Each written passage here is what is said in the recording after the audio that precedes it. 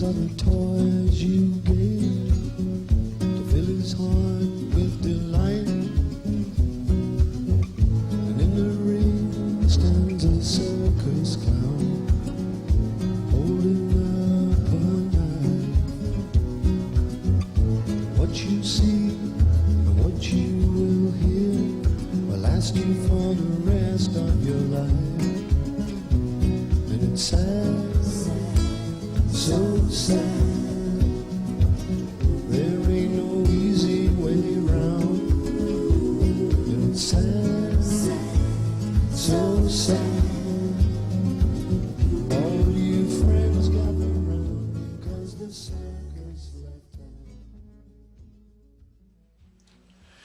Okay, the first example we'll talk about as far as creativity and grief from men is Eric Clapton.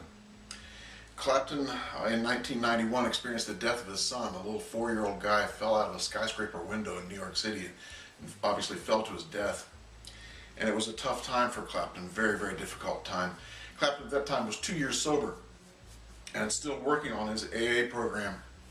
And he describes this time as his waking nightmare. You know, we learn about his grief from his autobiography, and we'll be quoting a little bit from his autobiography, but a waking nightmare, I mean, that kind of says it all, doesn't it? It's just, it was very, very difficult for him, and he tells us just what he did. What did he do?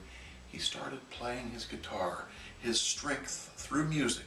He started using that as a means to tell a story. Let's listen to his words. He says, "Many people felt that it was not good for me to be alone, but I had AA and I had my guitar. It was, as it always had been, my salvation.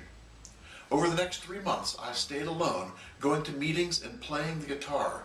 To begin with, I played with no objectives. Then songs began to evolve."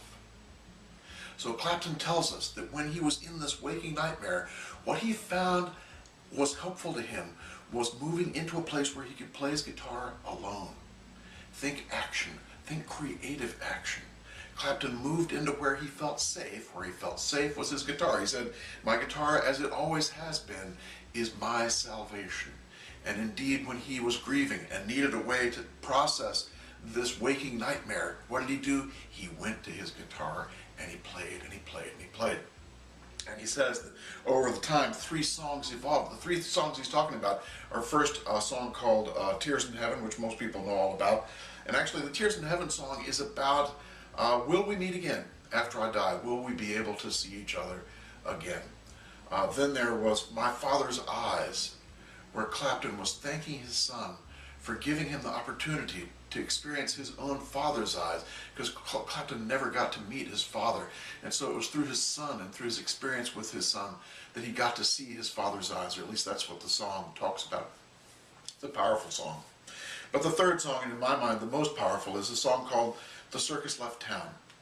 And The Circus Left Town is about Clapton's last night with his son. And it turns out the night before the son died, he went to the circus with Clapton. And the song, The Circus Left Town, is all about how that one time to the circus is going to have to last him a lifetime. And if you listen to this song and you know the story, it's very, very difficult to get through without shedding a tear. It's obvious from listening to it that Clapton was emoting as he was writing this song.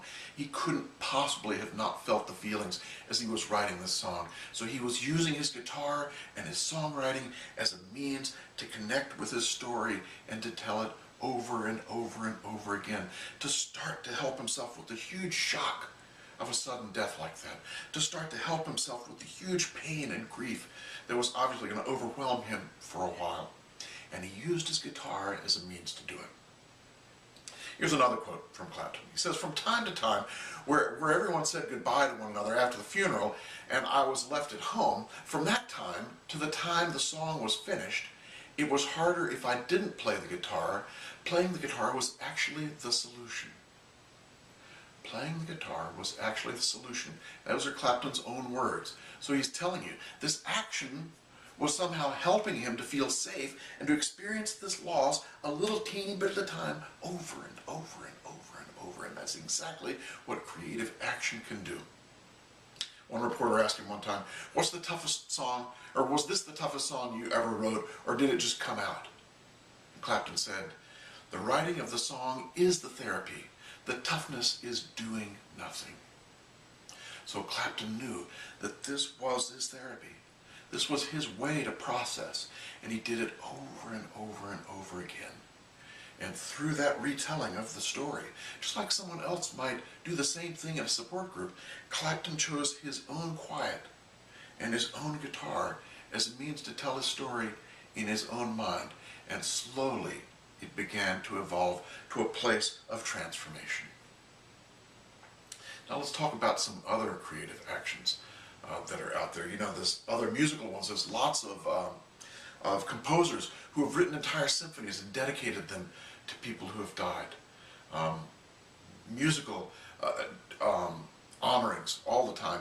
People use music to honor others. There's a story about Beethoven, where Beethoven had a very close friend who was a countess, a baroness, I think, and the baroness experienced the death of her children suddenly. And Beethoven was overwrought with grief, but so was the woman. The woman apparently was inconsolable, didn't move from her room, and didn't get up except to eat. And they expected Beethoven to go over there and kind of help her out a little bit and talk to her and be with her and support her. Beethoven said, no, I can't do it. He said, I'm overwhelmed, too overwhelmed with my own emotion. He said, I need to process this, basically. He didn't say that, but that's my words for it. So what did he do? He played. And he played. And he played with the purpose of inviting her to his home, which he did a while later. He invited this woman to his home, which she accepted, much to the surprise of her friends, because she hadn't gone out for a long time. She goes to Beethoven's home. Beethoven sits at the piano. She sits there listening. What does he do? He plays for over an hour. He plays song after song after song with passion and with understanding and with feeling. And of course he's probably sitting there crying as he's playing. But after he finished, the woman got up without a word and left. Years later, she was interviewed, and she said something to the effect of, he said all that he could say with his music, not with his words. And what he said with his music was the first thing that brought me some level of comfort. So we can see how Beethoven used his music not only to help process his own stuff, but to give someone else an understanding that he had compassion for them. It was his way of helping them understand that he was with them by sharing his music and his passion for music. All kinds of musical stories. Abraham Lincoln, when he was in the White House, he had a lot of grief. But Lincoln would invite this man into the White House. And what they'd do is that this man, would go, he and Lincoln would go to a room in the White House where there was a piano. The man would sit at the piano and play and play and play, and Lincoln would sit there and listen, and he'd cry, and he'd cry, and he'd cry. Lincoln called these sad songs. The man would come and play sad songs, and as he did, it gave Lincoln the ability to process, to pull it through himself. And then they'd finish, they'd walk out, he'd go back to the Oval Office and work. So it was his mechanism, that he was using music as a means to touch into his pain and bring it up. I know lots of people who have songs connected with their loss, songs so deeply connected that when they hear the song, whammo, the grief just comes pouring through. The man I know says he can just start humming to himself Amazing Grace, and the tears just flow. So music is a very, very powerful connector in with our loss. Creative action of listening to music, of playing music, of composing music, all kinds of ways to use music to be able to process our loss one little bit at a time, over and over and over. Some people will write songs and play guitar. Some people will listen to songs. Gosh, you ever been to a restaurant and a guy goes to the jukebox and he plays a song and he goes back and sits down, doesn't say anything. And about 10 minutes later he goes and plays the same song again, goes and sits down. Then about 10 minutes later he plays the same song again. Gets irritating after a while, right? Could this guy be doing the same thing that Lincoln was doing? Could he be processing his own loss through a song that touches something inside of him? I would say, yeah, that's definitely a possibility. Now, there's lots of other creative ways to connect with loss. You know, the AIDS quilt is a great example. You know, the AIDS quilt was first started back in when AIDS was first prevalent, and you'd make a panel for each person who died, and that panel would tell the story of that person's life. Can you imagine of putting together that panel and being with that person, being with your loss? And then when you see all the panels spread out over the mall, you know, it's just overwhelming. All of the grief, all of the stories, all of the people. Through creativity, we start to connect in with that loss. My sister made a pillow for me after my father died. And the pillow was made out of my father's ties. And so it's just a beautiful, beautiful expression of my father. When I see that pillow, what do? I think of my father. It comes up, the grief comes up. I'm with him in some ways just by looking at that pillow. And she, obviously, when she made the pillow, the same thing. Reminds me of a man I worked with one time whose mother died when he was a little boy. And his father, at the time, pulled out a block of walnut and plopped it on the dining room table. Plopped it right down.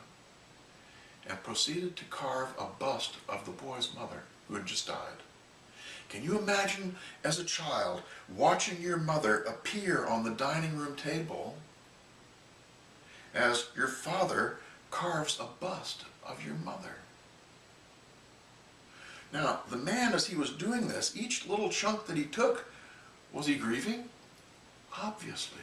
How could he not do this without being with his wife? How could the children not grieve by seeing their mother there on the dining room table? A powerful, powerful force. Using creativity as a means to connect in with our loss is something we see all the time. It's something that is a way that oftentimes men will use to connect, but women will use also. And it's a way that oftentimes is invisible. We don't even know that it's there. But it's an important way. And if you look for it, you sometimes will find it. Let's go to the next one.